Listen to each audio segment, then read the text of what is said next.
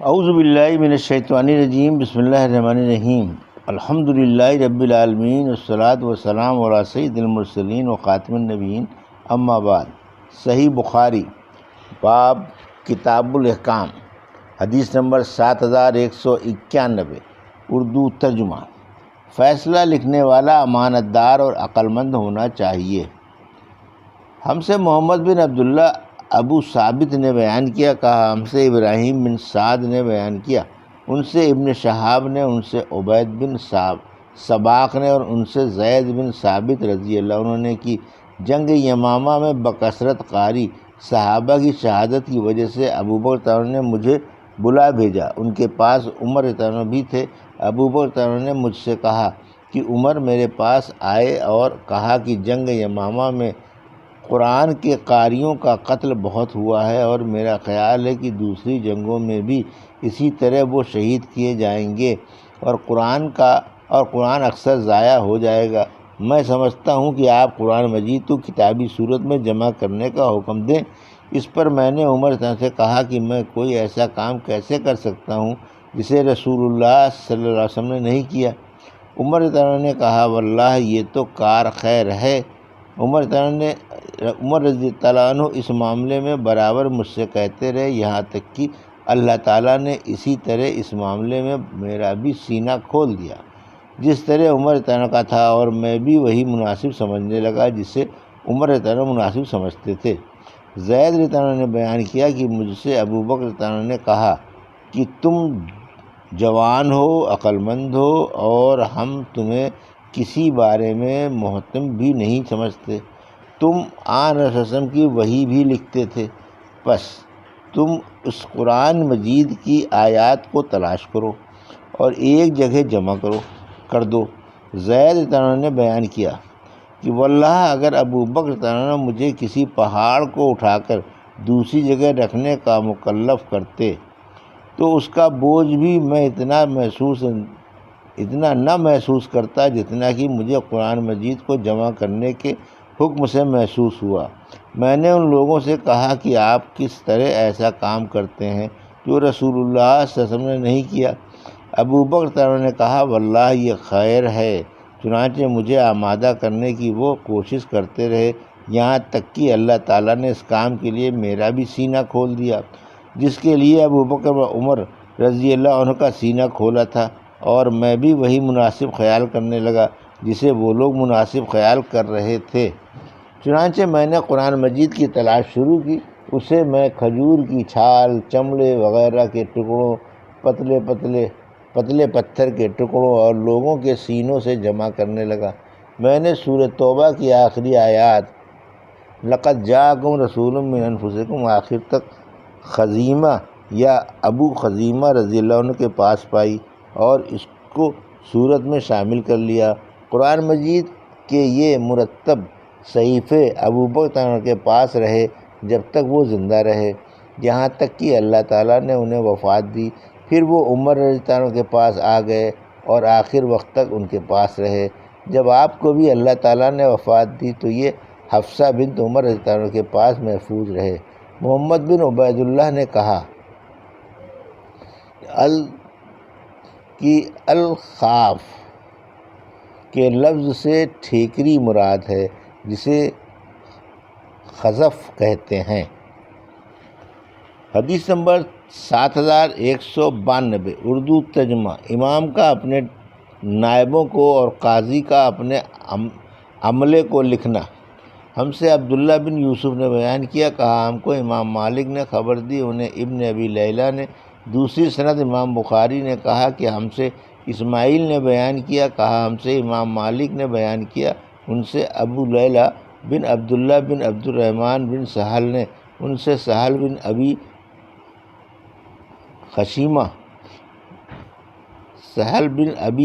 حشمہ نے، انہیں سہل اور ان کی قوم کے بعد دوسرے ذمہ داروں نے خبر دی کہ عبداللہ بن سہل اور مہیسہ رضی اللہ عنہ خیبر کی طرف کھجور لینے کے لیے گئے، کیونکہ تنگ دستی میں مبتلا تھے۔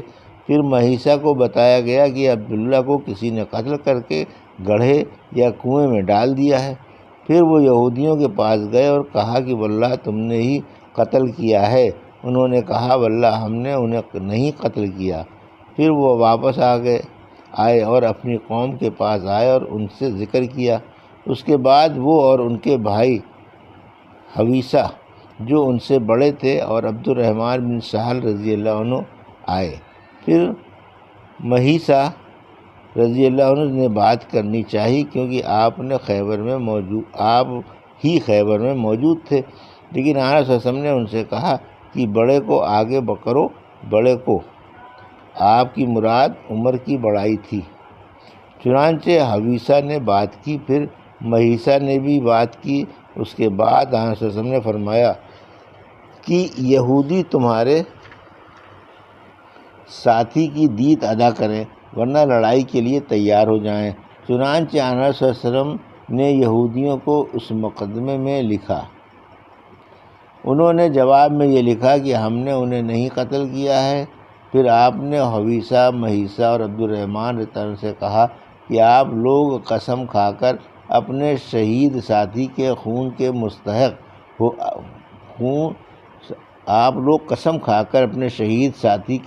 کے مستحق ہو سکتے ہیں۔ ان لوگوں نے کہا کہ نہیں، کیونکہ جرم کرتے دیکھا نہیں تھا۔ پھر آپ نے فرمایا کہ آپ لوگوں کے بجائے یہودی قسم کھائیں کہ انہوں نے قتل نہیں کیا ہے۔ انہوں نے کہا کہ وہ مسلمان نہیں ہیں اور وہ جھوٹی قسم کھا سکتے ہیں۔ چنانچہ آنس صلی اللہ علیہ وسلم نے اپنی طرف سے 100 اونٹوں کی دیت ادا کی اور وہ اونٹ گھر میں لائے گئے۔ سہل رضی اللہ عنہ نے بیان کیا کہ ان میں سے ایک اونٹنی نے مجھے لات ماری۔ حدیث نمبر 7193 اور 7194 اردو ترجمہ۔ کیا حاکم کے لیے جائز ہے کہ وہ کسی ایک شخص کو معاملات کی دیکھ بھال کے لیے بھیجے؟ ہم سے آدم نے بیان کیا، کہا ہم سے ابن ابی ذئب نے بیان کیا، کہا ہم سے زہری نے بیان کیا، ان سے عبید اللہ بن عبداللہ نے، اور ان سے ابو ہریرہ اور زید بن خالد جہنی رضی اللہ عنہ نے بیان کیا کہ ایک دیہاتی آئے اور عرض کیا یا رسول اللہ ہمارا فیصلہ کتاب اللہ کے مطابق کر دیجئے۔ پھر دوسرے فریق کھڑے ہوئے اور انہوں نے بھی کہا کہ یہ صحیح کہتے ہیں، ہمارا فیصلہ کتاب اللہ سے کر دیجئے۔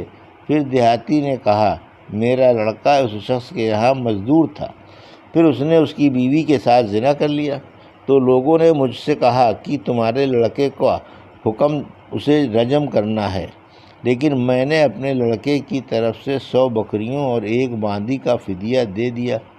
پھر میں نے اہل علم سے پوچھا تو انہوں نے کہا کہ تمہارے لڑکے کو 100 کوڑے مارے جائیں گے اور 1 سال کے لیے شہر بدر ہوگا۔ آنس صلی اللہ علیہ وسلم نے فرمایا کہ میں تمہارے درمیان اللہ کی کتاب کے مطابق فیصلہ کروں گا، باندی اور بکریاں تو تمہیں واپس ملیں گی اور تیرے لڑکے کی سزا 100 کوڑے اور 1 سال کے لیے جلا وطن ہونا ہے۔ اور انیس جو ایک صحابی تھے سے فرمایا کہ تم اس کی بیوی کے پاس جاؤ اور اسے رجم کرو۔ چنانچہ انیس رضی اللہ عنہ اس کے پاس گئے اور اسے رجم کیا۔ حدیث نمبر 7195 اردو ترجمہ۔ حاکم کے سامنے مترجم کا رہنا اور کیا ایک ہی شخص ترجمانی کے لیے کافی ہے؟ اور خارجہ بن زید بن ثابت نے اپنے والد زید بن ثابت رضی اللہ عنہ سے بیان کیا کہ رسول اللہ صلی اللہ علیہ وسلم نے حکم دیا کہ وہ یہودیوں کی تحریر سیکھیں، یہاں تک کہ میں یہودیوں کے نام آنس صلی اللہ علیہ وسلم کے خطوط لکھتا تھا، اور جب یہودی آپ کو لکھتے تو ان کے خطوط آپ کو پڑھ کر سناتا تھا۔